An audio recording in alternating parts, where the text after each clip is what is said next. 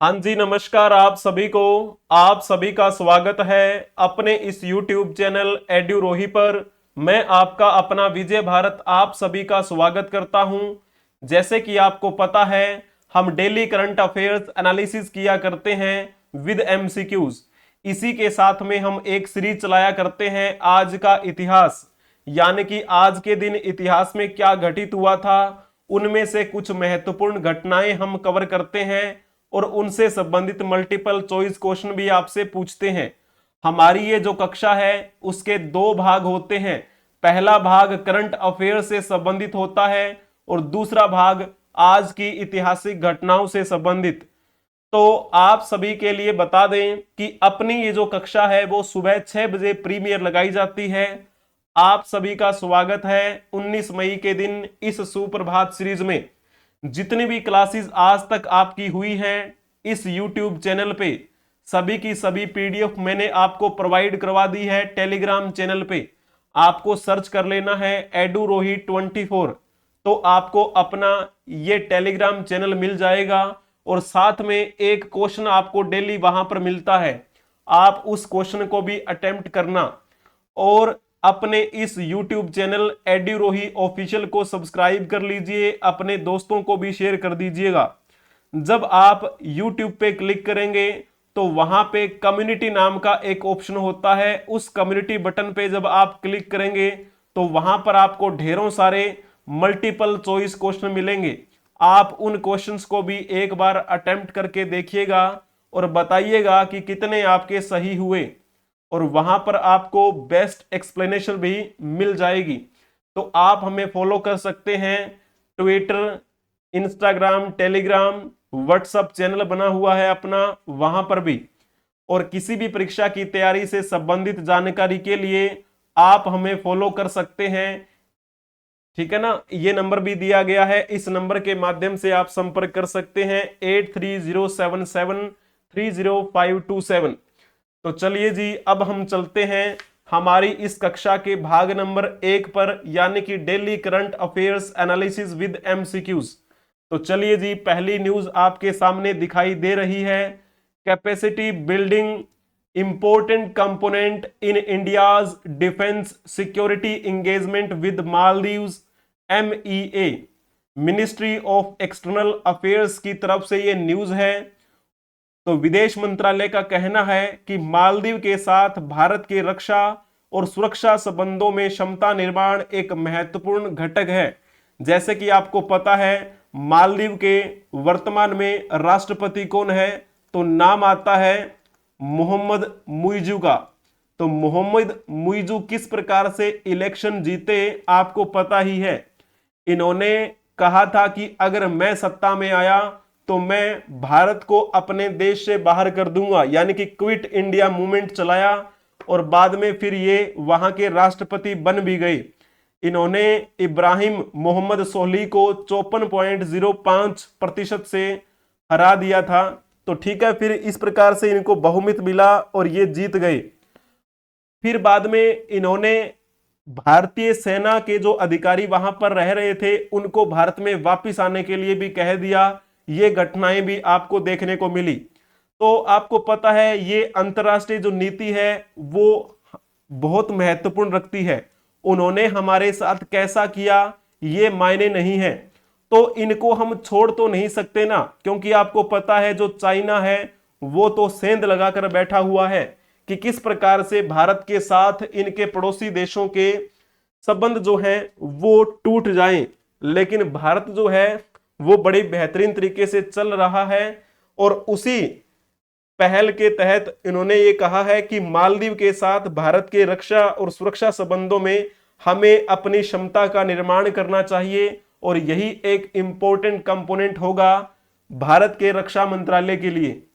MEA spokesperson discusses India's defense engagement with Maldives, arrest in Canada and international relations। तो विदेश मंत्रालय के प्रवक्ता ने मालदीव के साथ भारत के रक्षा संबंधों के बारे में बात की, कनाडा में जो गिरफ्तारियां हुई है उनके बारे में बातें की और अंतरराष्ट्रीय संबंधों पर भी चर्चा उन्होंने की। Capacity building is an important component in India's defence and security engagement with Maldives and we will be happy to take it forward. इन्होंने कहा है कि हम अंग्रेज मतलब जो ये मालदीव है इनके साथ अपने जो संबंध है वो बरकरार रखना चाहते हैं। तो अगर नई दिल्ली को मालदीव से उनके पायलटों को प्रशिक्षित करने का अनुरोध प्राप्त होता है तो इससे बड़ी हमारे लिए खुशी क्या होगी।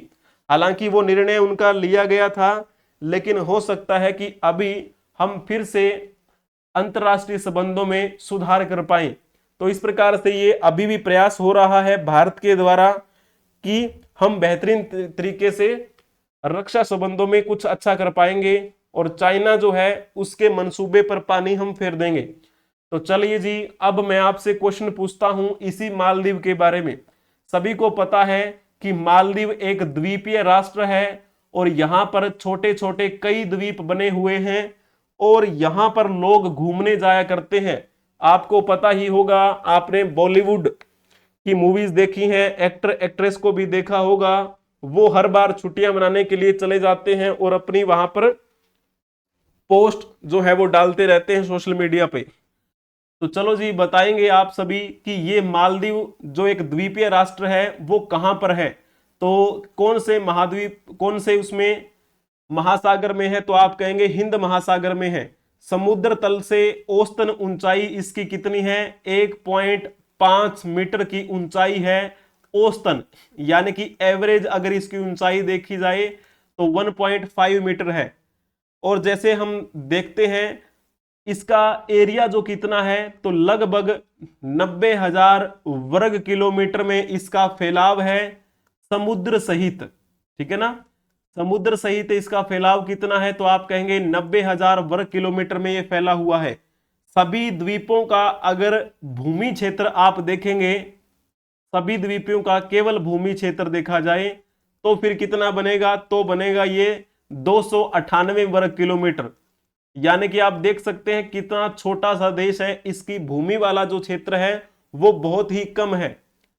इस मालदीव की राजधानी क्या है, तो इस मालदीव की राजधानी है माले। तो चलिए जी, अब यहां पर आप देख लीजिए इस मालदीव के बारे में, इसकी राजधानी माले है और ये संयुक्त राष्ट्र का सदस्य भी है।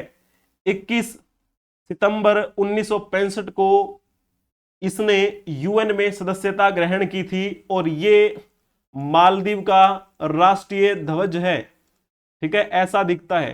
तो थोड़ा सा अगर हम इसके बारे में जानने का प्रयास करेंगे, इसका इतिहास शुरू होता है बुद्धिज्म से।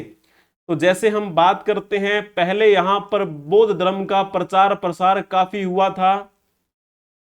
जब हम एंशिएंट हिस्ट्री की बात कर रहे होते हैं, फिर जैसे हम 12वीं शताब्दी की बात करते हैं, उस समय आपको पता है हमारे भारत में भी विदेशी आक्रमण हुआ था, तुर्कों का आक्रमण हुआ था।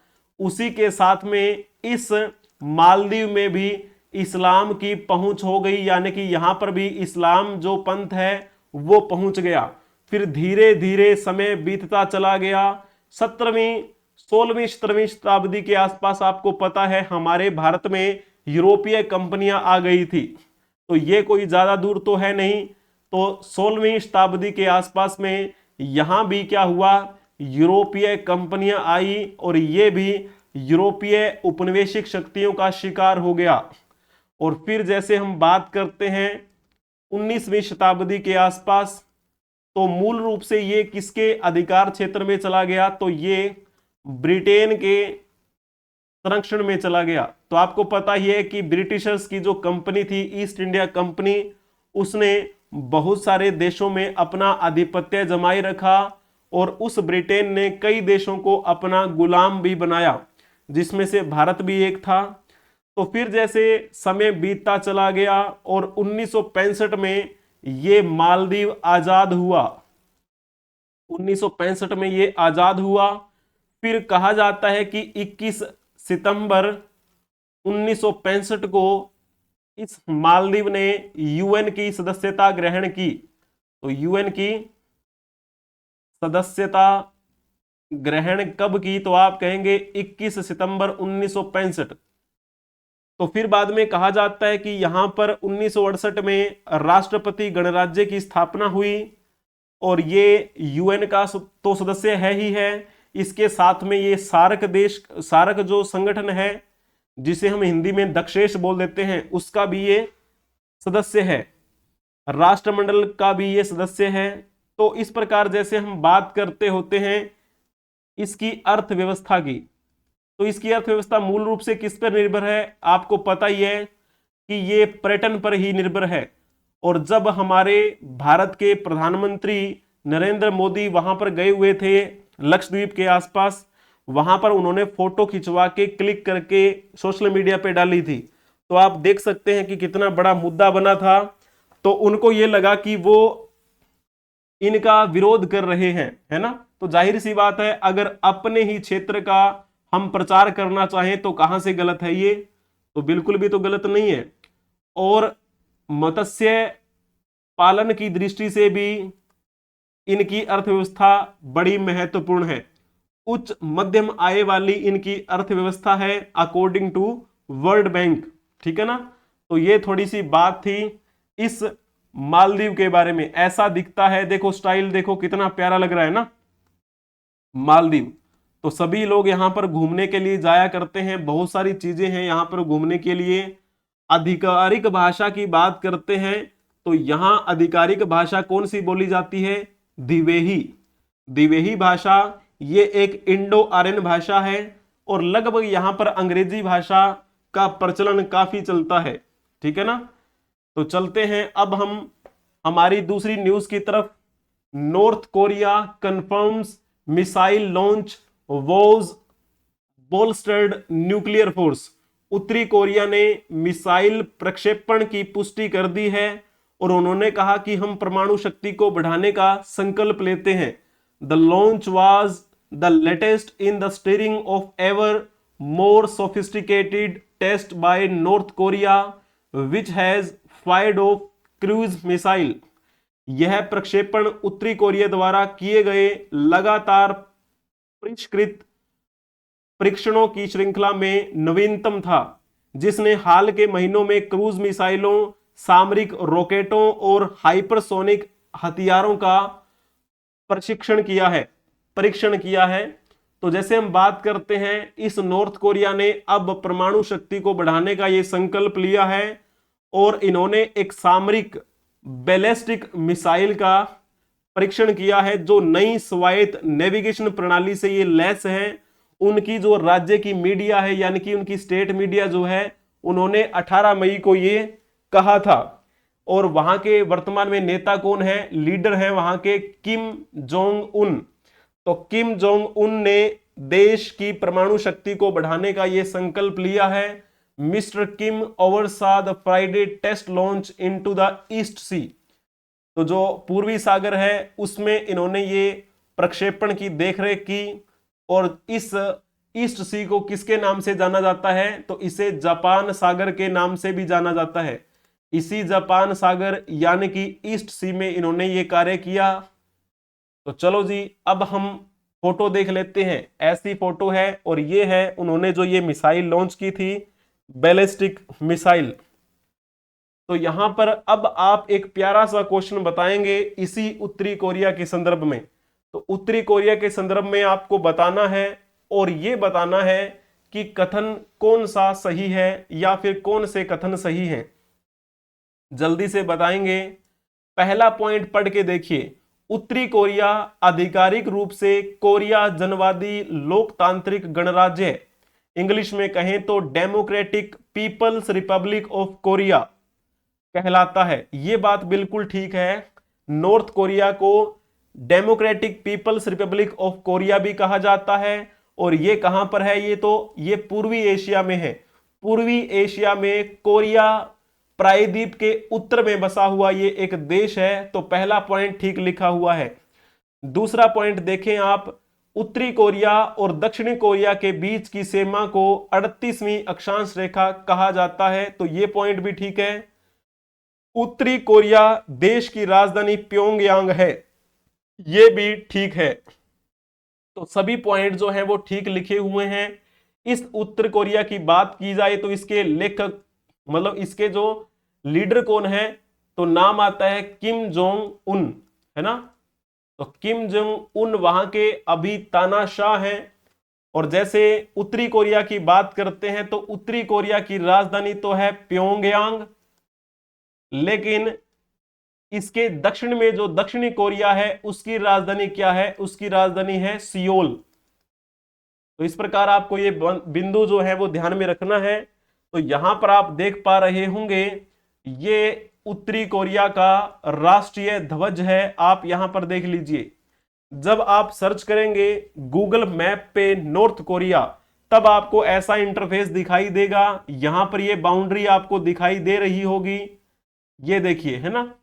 तो ये जो आपको दिखाई दे रहा है ये है नॉर्थ कोरिया, और ये रही इसकी राजधानी प्योंगयांग। तो इसको कौन सी रेखा अलग करती है, 38वीं समांतर रेखा। तो जैसे हम बात करते हैं इसके कौन कौन से साइड में वो लगता है, तो ये रहा सी ऑफ जापान, जिसे पूर्वी सागर भी बोल दिया जाता है। तो यहीं पर इन्होंने अपना परीक्षण किया था। और इसको थोड़ा सा अगर विस्तार से देखने का प्रयास करेंगे तो यहां पर देखिए ये इनकी राजधानी है प्योंगयांग, बाकी इनके छोटे छोटे जो क्षेत्र हैं वो भी यहां पर मेंशन किए गए हैं, ठीक है ना। तो ये भी आप चेक कर सकते हैं। तो ये आपका प्यारा सा क्वेश्चन हुआ उत्तरी कोरिया के बारे में। तो जैसे कि आपको पता है जितने भी आज तक की आपकी क्लासेस हुई हैं सबकी पीडीएफ मैंने आपको टेलीग्राम चैनल पे प्रोवाइड करवा दी है। एड्यूरोही 24 आप सर्च कर लेना, और अपने इस यूट्यूब चैनल एड्यूरोही ऑफिशियल को सब्सक्राइब भी कर लीजिए, अपने दोस्तों को शेयर भी कर दीजिए। और जब आप उस यूट्यूब चैनल पे कम्युनिटी बटन पे क्लिक करेंगे तो आपको ढेरों सारे मल्टीपल चॉइस क्वेश्चन मिल जाएंगे। तो आप उन मल्टीपल चॉइस क्वेश्चन को भी अटेम्प्ट करके देखिएगा, आपको अच्छा भी लगेगा और बताइएगा कि आप कितने ठीक कर पाए हैं, ठीक है। और डेली आपको एक क्वेश्चन मिलता है टेलीग्राम चैनल पे विद पीडीएफ, ठीक है ना। तो चलिए जी, अगर आपको ये पसंद आई है तो लाइक कर दीजिएगा और सब्सक्राइब भी कर लीजिए चैनल को, और अपने दोस्तों को शेयर भी कर दीजिएगा, ठीक है ना। तो चलो जी, अब हम चलते हैं हमारी इस कक्षा के दूसरे भाग की तरफ, यानी कि today in history with MCQs. तो आज के इतिहास से संबंधित कुछ घटनाएं हम देखेंगे, कुछ इंपॉर्टेंट बातें, और फिर इस क्लास का अंत हो जाएगा। तो जैसे हम देख लेते हैं 19 मई के दिन जिनकी जयंती मनाई जाती है, तो यहां पर ये फोटो आप देख पा रहे होंगे, ये कौन है। तो आप कहेंगे चेहरा हमें देखा देखा सा लगता है, तो इनका नाम है नीलम संजीव रेड्डी। नीलम संजीव रेड्डी नाम सुनते ही आपको ध्यान में आ गया होगा कि ये हमारे भारत के पूर्व राष्ट्रपति रहे, ठीक है ना। और इनका जन्म कब हुआ था, इनका जन्म आज ही के दिन हुआ था, यानी कि 19 मई के दिन। कब हुआ, 1913, 19 मई 1913 को इनका जन्म आंध्र प्रदेश में हुआ। मूल रूप से ये आंध्र प्रदेश के थे। और जैसे हम बात करते हैं इनकी मृत्यु कब हुई, 1 जून 1996 को इनकी मृत्यु हुई, ठीक है ना। अब आपसे अगर पूछा जाए कि ये हमारे भारत के कौन से नंबर के राष्ट्रपति रहे, तो आप कहेंगे ये हमारे भारत के 6ठे नंबर के राष्ट्रपति रहे थे, 6ठे राष्ट्रपति, ठीक है। तो ये पॉइंट आपको ध्यान में रखना है। और इनका राष्ट्रपति के रूप में कार्यकाल कब से कब तक रहा, तो आपको पता होना चाहिए कि 25 जुलाई 1977 से लेकर 25 जुलाई 1982 तक ये हमारे देश के राष्ट्रपति रहे, ठीक है। और 6ठे राष्ट्रपति के रूप में इन्होंने अपना ये कार्यभार संभाला। अब चलो जी, इनसे संबंधित मैं आपसे कुछ क्वेश्चन पूछता हूं, तो आप ये बताइएगा नीलम संजीव रेड्डी ने 1956 से 1959 तक रिक्त स्थान के रूप में कार्य किया। तो आप बताने का प्रयास करेंगे कौन सा इसमें से ऑप्शन ठीक रहने वाला है, जल्दी से बताएंगे। जिन्होंने लिखा होगा ना मुख्यमंत्री, उनका बिल्कुल ठीक रहेगा।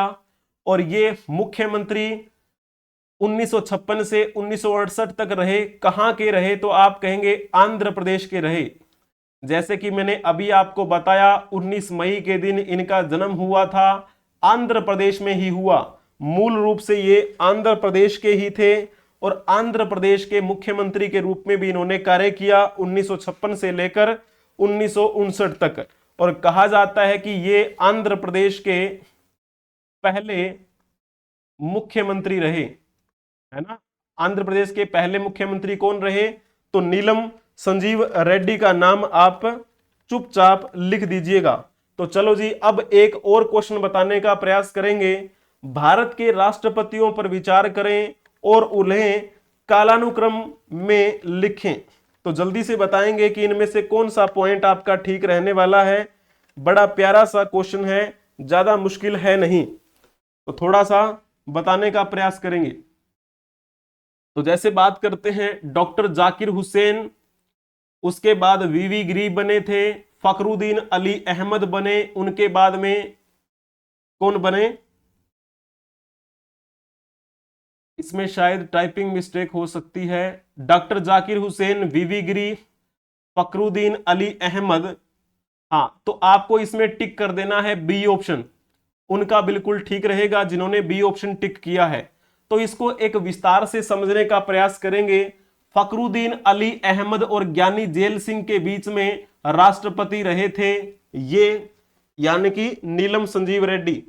तो नीलम संजीव रेड्डी के बारे में कहा जाता है कि ये हमारे भारत के पहले राष्ट्रपति थे जो निर्विरोध निर्वाचित हुए थे। तो थोड़ा सा अब हम राष्ट्रपतियों के बारे में बात करने का प्रयास करेंगे। जैसे कि आपको पता है हमारे भारत का संविधान लागू हुआ था 26 जनवरी 1950 को। हमारा भारत गणतंत्र भारत बना और गणतंत्र भारत के पहले राष्ट्रपति कौन बने? तो नाम आता है डॉक्टर राजेंद्र प्रसाद का। डॉक्टर राजेंद्र प्रसाद ने कब से कब तक राष्ट्रपति के रूप में कार्यभार संभाला? तो आप कहेंगे 26 जनवरी 1950 को ही ये हमारे देश के राष्ट्रपति बने और 13 मई 1962 तक ये राष्ट्रपति रहे।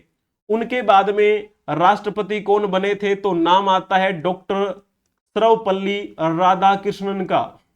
डॉक्टर सर्वपल्ली राधाकृष्णन हमारे देश के पहले उपराष्ट्रपति भी रहे।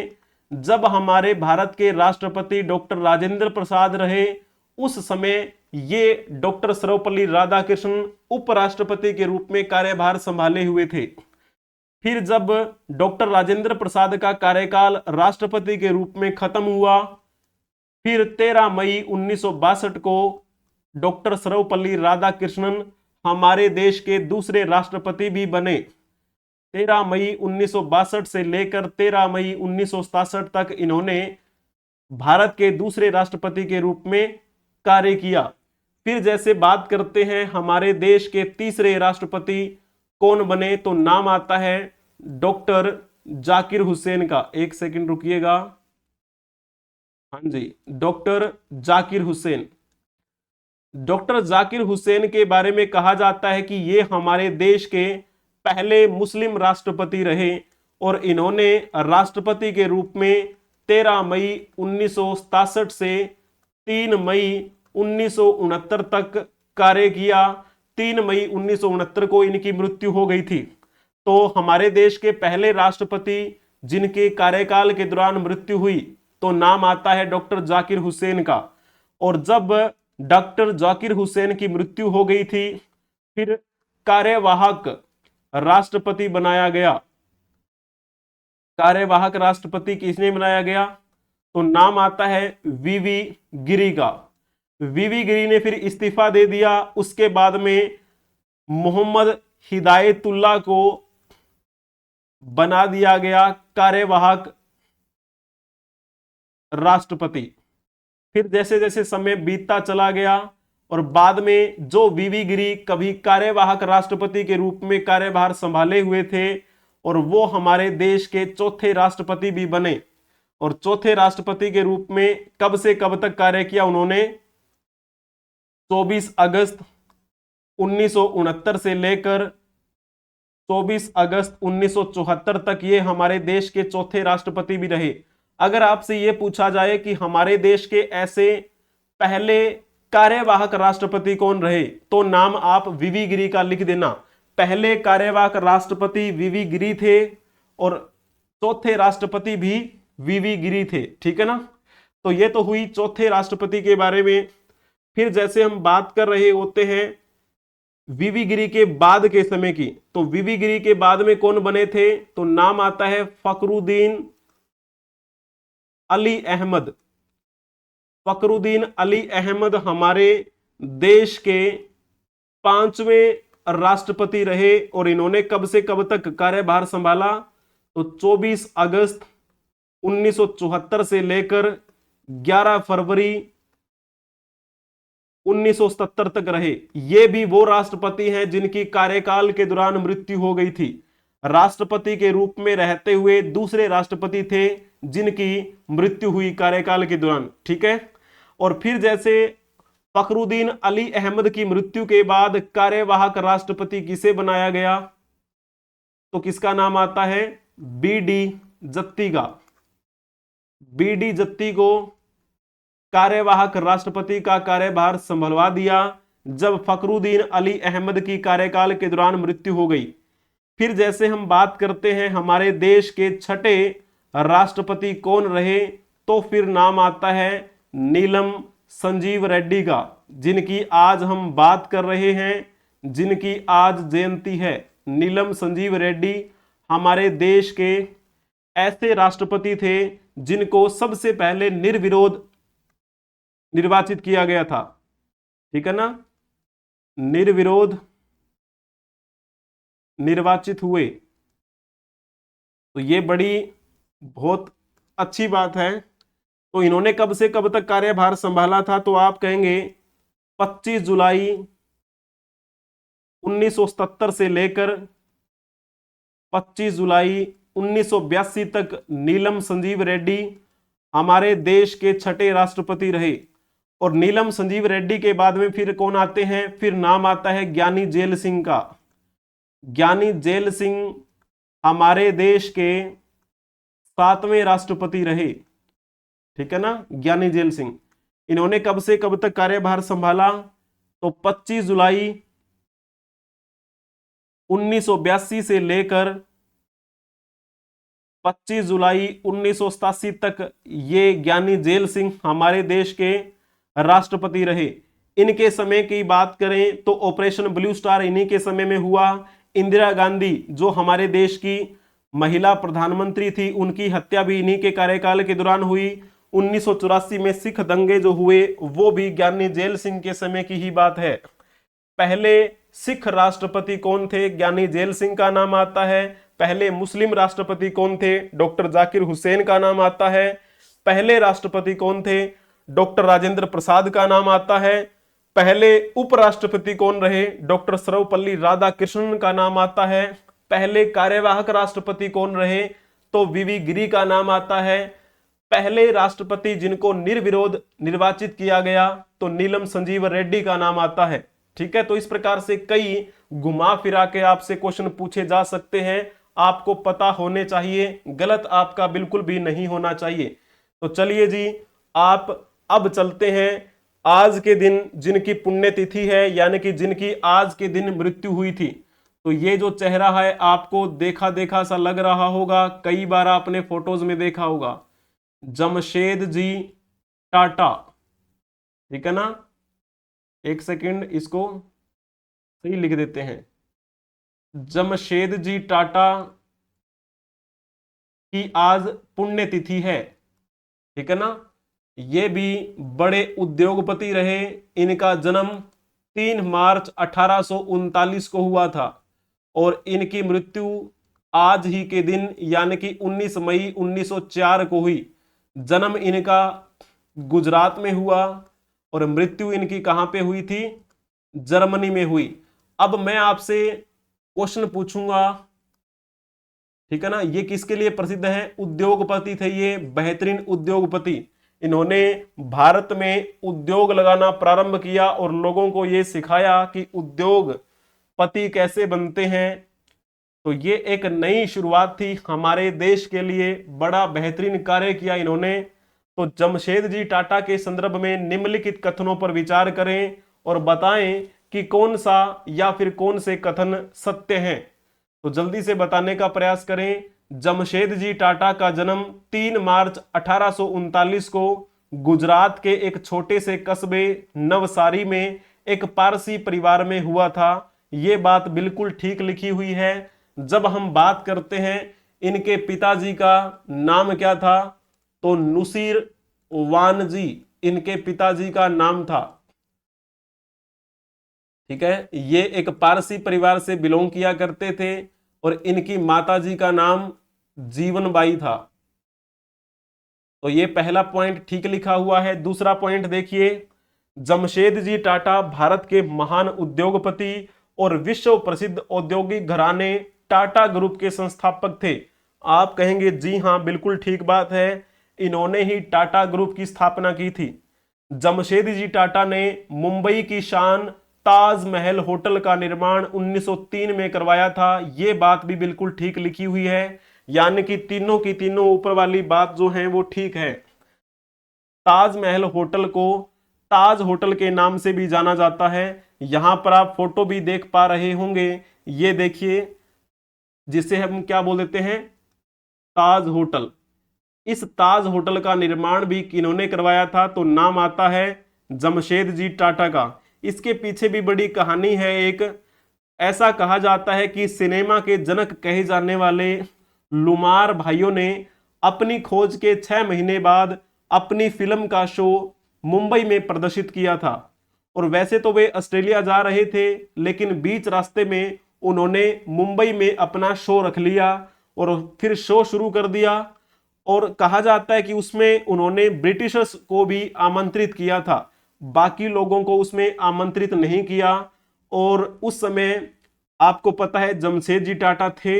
जमशेद जी टाटा का मन था कि वो मूवी देखें, ठीक है, उन लुमार भाइयों की मूवी वो देखना चाहते थे, लेकिन उनको होटल में प्रवेश नहीं मिला क्योंकि रंग भेद की ये घृणित नीति के खिलाफ, ठीक है ना, वो चल नहीं पाए थे। और आपको पता है वो तो कितना भेदभाव किया करते थे अंग्रेजी, ठीक है ना, लोग।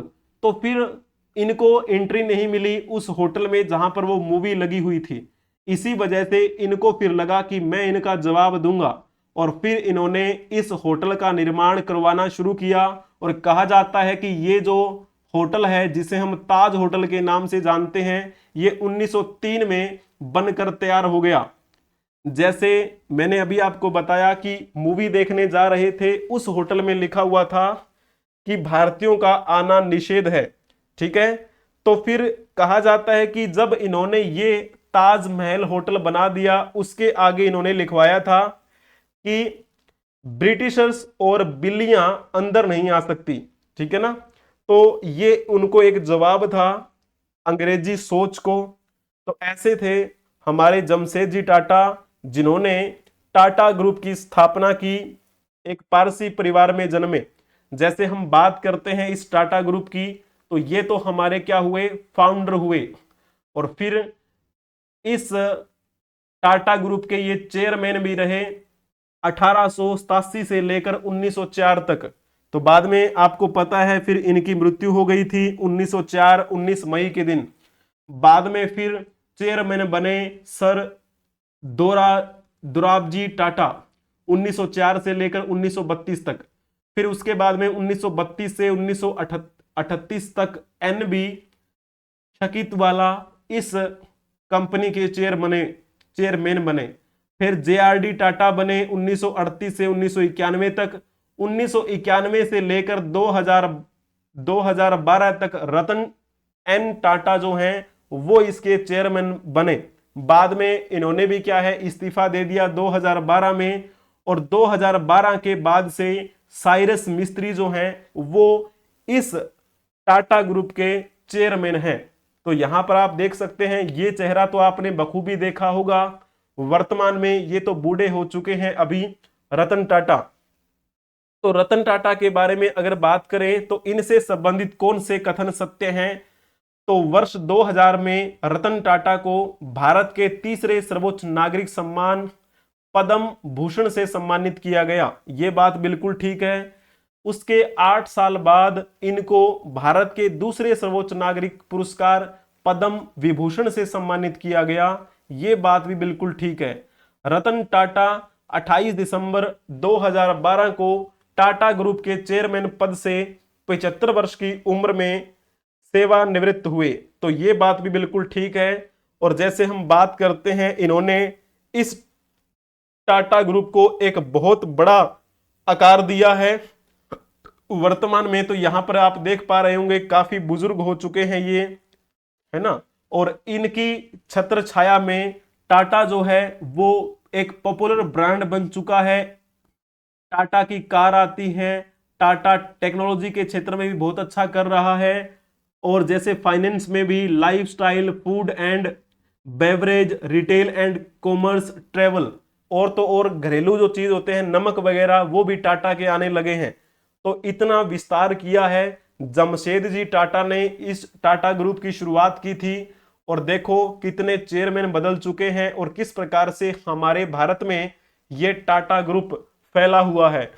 और ये जैसे कोरोना की बात करते हैं तो इन्होंने बहुत योगदान दिया था, इसी वजह से इनको दानवीर टाटा भी कहते हैं, ठीक है ना, अक्सर। तो चलिए जी, बहुत बहुत बढ़िया। और आपको इस कक्षा की पीडीएफ टेलीग्राम चैनल पे मिल जाएगी। टेलीग्राम पे आपको सर्च करना है एडुरोही 24।